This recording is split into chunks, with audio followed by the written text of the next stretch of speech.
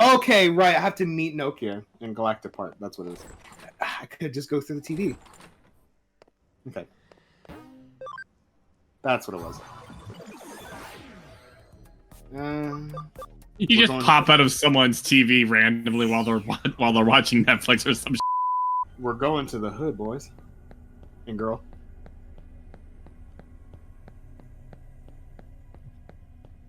Why am I meeting with? Oh yeah, she kind of put a case, and there she is. Oh, she's getting harassed. Well, bye. Motherfucker. Here we go. God, look how she's dressed. This is no one dresses like this. Yep. No, you should see her sides, like, and because of that, her trading card is like even worse because of that. But where's Zach's on hackers? You could figure out that much by yourself. I don't know how old they are actually. I know my character's in high school. I don't know how old she and Arata is though. Why would she think she's okay?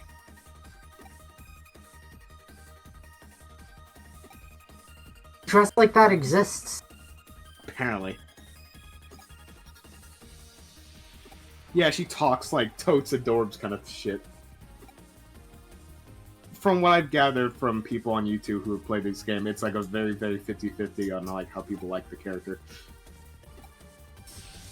Okay, here we go. Oh god, no, don't talk, dude. Get fucked.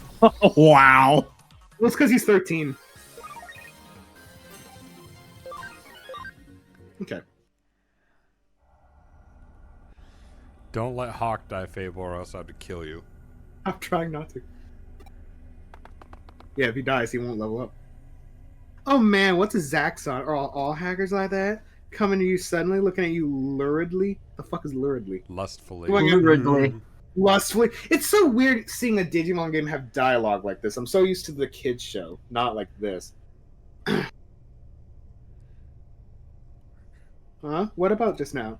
Bitch, you called me here!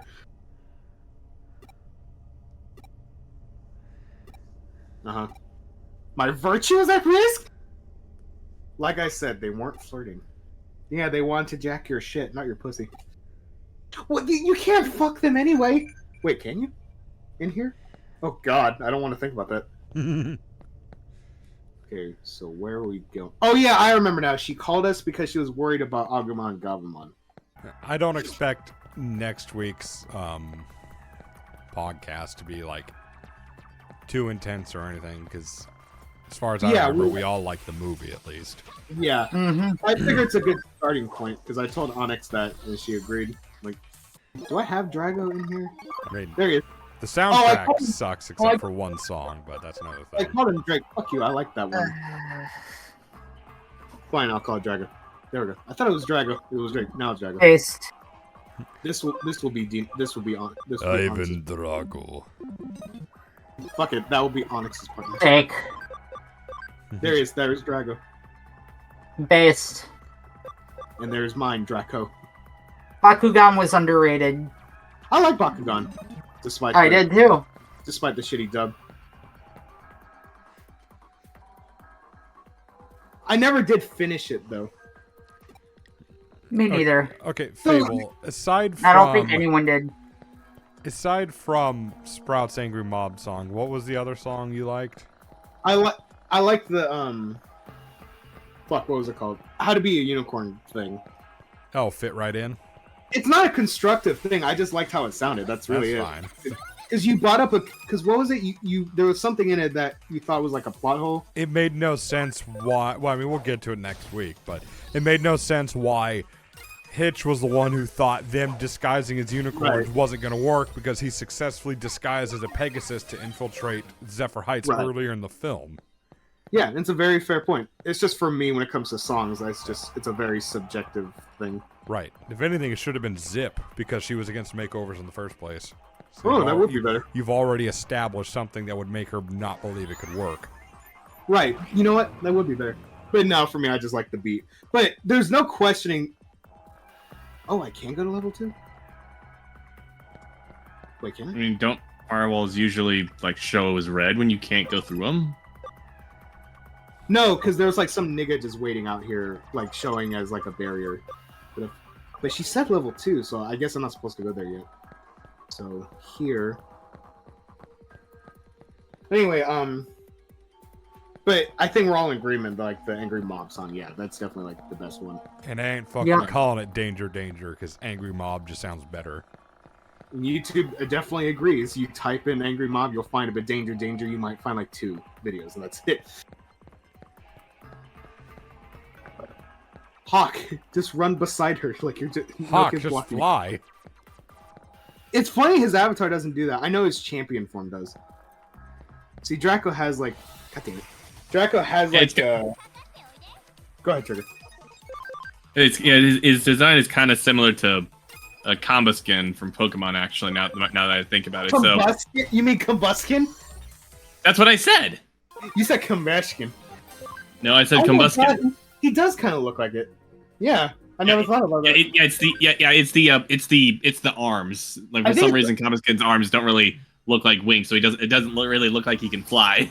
It's kind of the color scheme too, because Combuskin was lighter on top and darker like on the lower half. So yeah, it's kind of. I never noticed that. The Hawk is cuter. Fucking Nokia's just blocking him. See, Draco has an excuse. He's too fat to fly. That's literally his bio. So I'd imagine when we do like G5 for like our Rift sessions, I imagine it just gets worse and worse. It will. Yep. Both of you, it will. I mean, it didn't really have much of it didn't have a particularly good start to begin with, honestly. The movie, I argued if it weren't for the fact that it was connected to fucking G4. I think the movie mean, was just okay.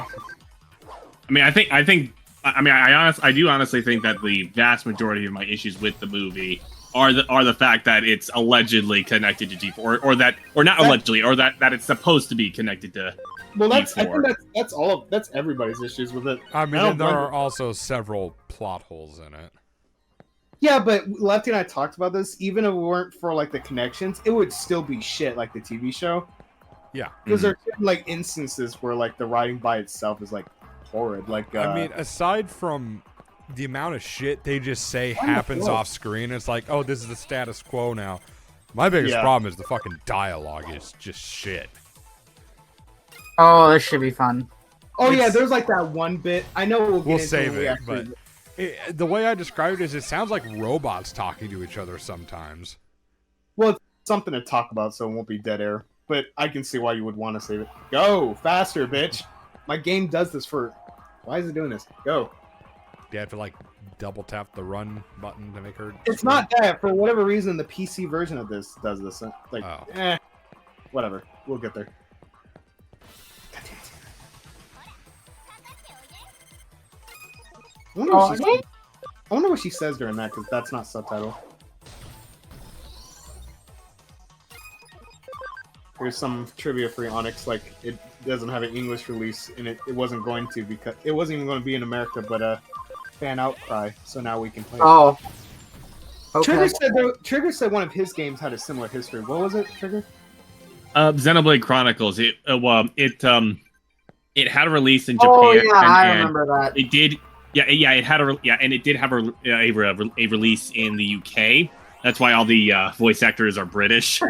But it wasn't going to be released in the U.S. And then like fan outcry said, hey, let's bring this Wii game over to the West. There's literally no reason not to do it. So they're like, okay, and they ported the game over to the U.S. So and there weren't like a ton of copies, but it became a cult classic on the Wii, and it became really popular. It became especially popular when Shulk made it into Smash for the Wii U. And then it became even more popular when Xenoblade Chronicles 2 came out. Though personally, I think Xenoblade Chronicles 2 has a lot of issues with its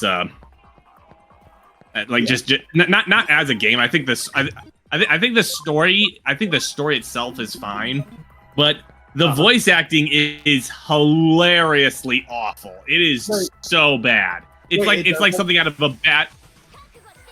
So wait, it does have a dub? It does have a dub?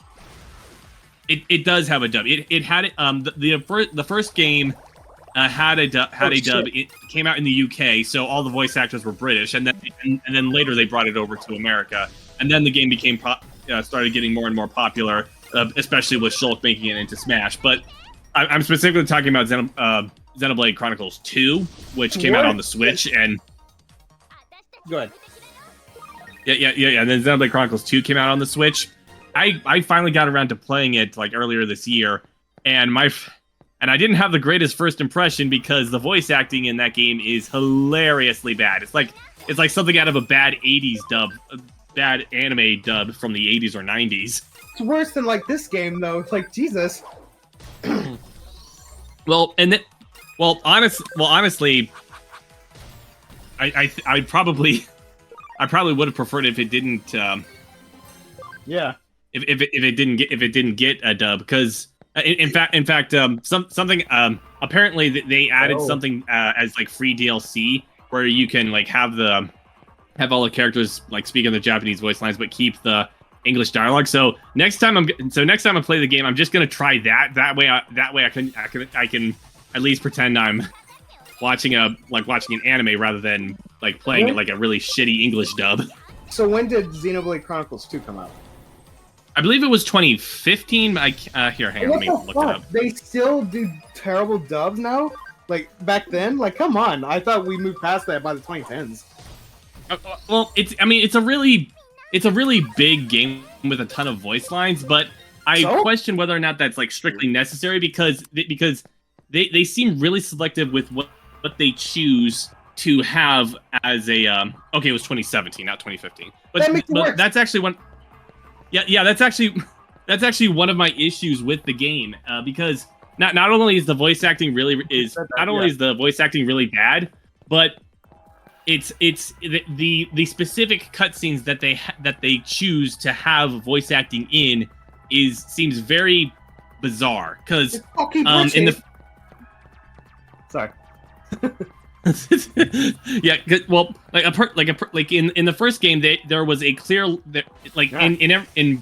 both the first game and the second game, there were different types of cutscenes. You had cutscenes that were like fully animated. Characters were moving around, making like complex motions and whatnot. Some of them are like actual like action scenes and whatnot. So those actually required like full animation. And then there was a second type of cutscene where the characters only had very basic, very limited movements, something that you might see in The Witcher 3, for example, right. except a little bit more restrictive.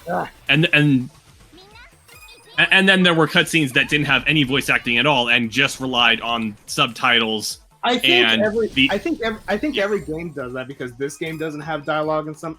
Voice acting in some places. The Persona games didn't either. I think every game kind of does that, where not every scene has like voice acting or whatever. Yeah, I know.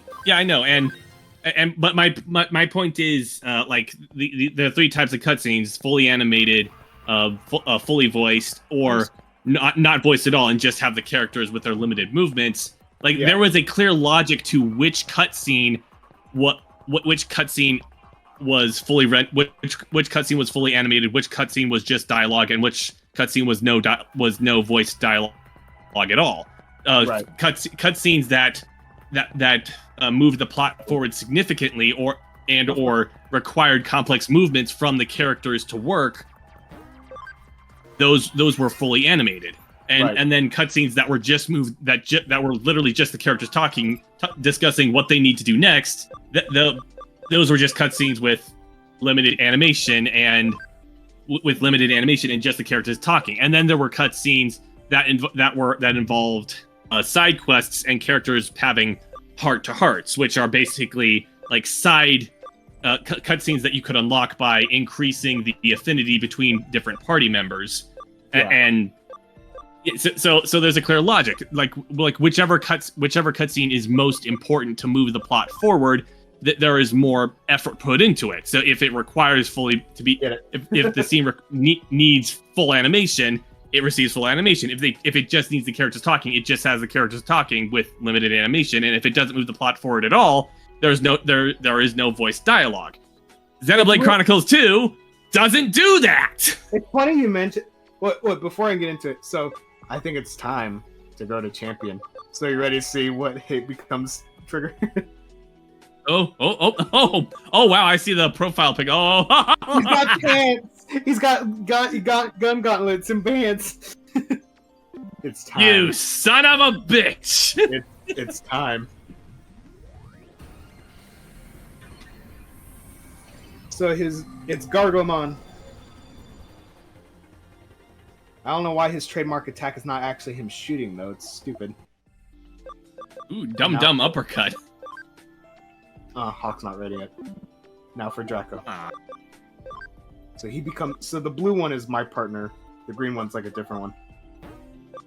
So here we go. Go Draco! We're extending the scene. So this is Core Draymond Blue. Ooh. But unfortunately, I'm gonna have to move someone. So Solar, you're going to the farm. Damn, I don't have enough room for another champion though. If I do another champion, I would have to move Hawk, but I don't want to. I like Hawk. Shit.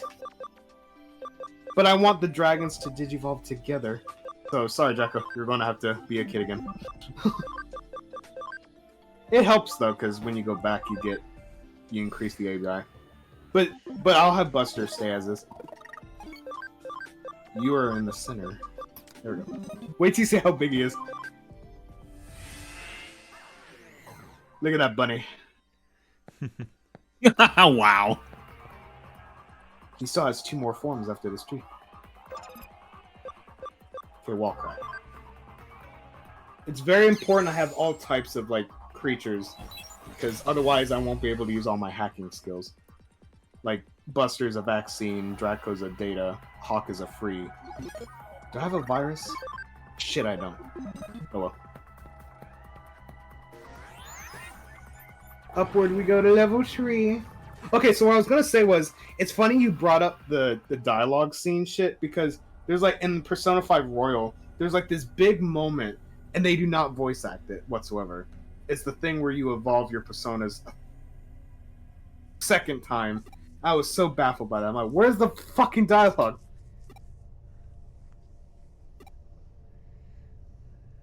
How dangerous? Yeah, because I mean, the thing that they did, the reason why there is like less of a like logical through line with which cutscenes get fully voice acted and which ones don't is because like in Xenoblade Chronicles 2, they have like a completely different magic system. Like in the first game, it's literally just I'm recording. Like, well, excuse me. Anyway, like in the first game, it's literally just like people fighting and using guns and swords and whatnot. It's your typical anime nonsense. The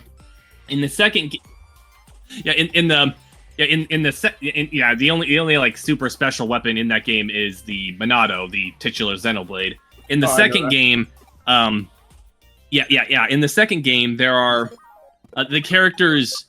The characters do this thing where they bond with something called a core crystal, and the core crystal turns into a blade, and then they draw on that blade's power in battle. And the blade is a fully realized person with they can build memories, and they have an established personality. So what, Onyx? Is that a religion allegory? So per se. I mean, there are. Well, what is specifically like bonding with core crystals?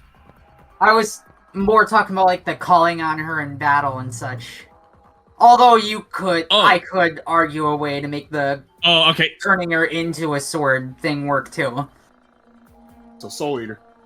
Well, it's not really. I don't think it's a religious allegory per se, because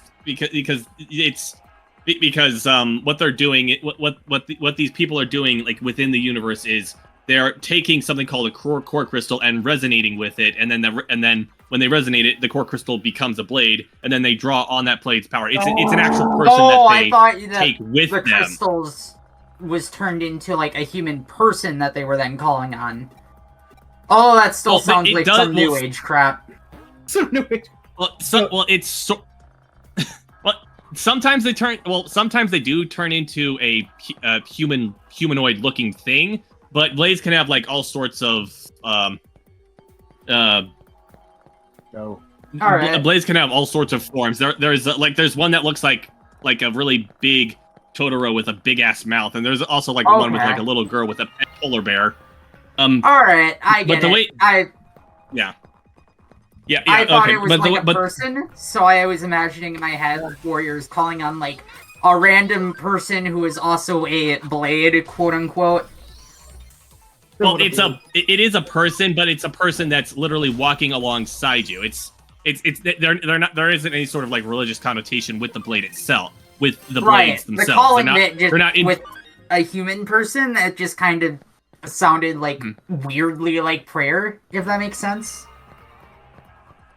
Okay, yeah, okay. But the thing is, like, blades in that game, each one has their own voice actor. Like it's okay. or to put it more precisely, generic blades, which all have the same voice actor or the same voice actors, because there are like any number of like generic blades that you can pick up. And if you're lucky, you'll come across rare blades which have unique designs and unique personalities, and they have their own unique side quests where a lot of them like are fully voiced. So the reason why there's less logic to like how the cutscenes are like voiced and whether or not they're voiced is because they wanted to have these side quests that are unique to those specific blades that you can get. They needed to like shift some of the budget to the voice acting in those unique side quests. Okay. So some of the cutscenes that were actually important, that actually moved the plot forward, aren't fully voiced like they should be. Okay. What a great topic.